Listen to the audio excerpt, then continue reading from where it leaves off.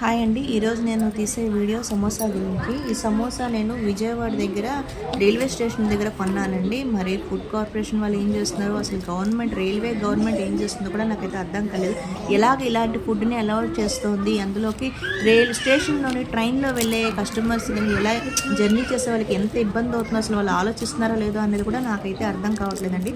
మొన్న నేను విజయవాడ వెళ్ళినప్పుడు అక్కడ ట్రైన్ దగ్గర 30కి 6 సమోసా అన్నాడు. సమోసా అంటే ఎవరికి ఇష్టం ఉండదు చెప్పండి, అందరికీ ఇష్టం ఉంటుంది కదా. సరే 36 సమోసా కదా అని తీసుకునేసరికల్లా అందులోనండి ఆనియన్ సమోసా అన్నాడు. ఆనియన్ అసలు లేనే లేదు, అది కూడా ఏంటో లోపల పొడిగా ఉందండి. సమోసా మొత్తం పొడిగా ఉన్నది.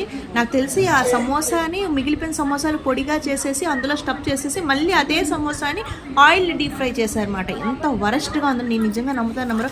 ఒకటి పెట్టుకునేసరికల్లా ఇంకా నాకు తినడం అన్నదే నా వల్ల కాలేదు. ఇది నిజంగా సీరియస్గా తీసుకొని నేను ఈ వీడియో పెడుతున్నాను. లైక్ చేయండి, షేర్ చేయండి, అందరికీ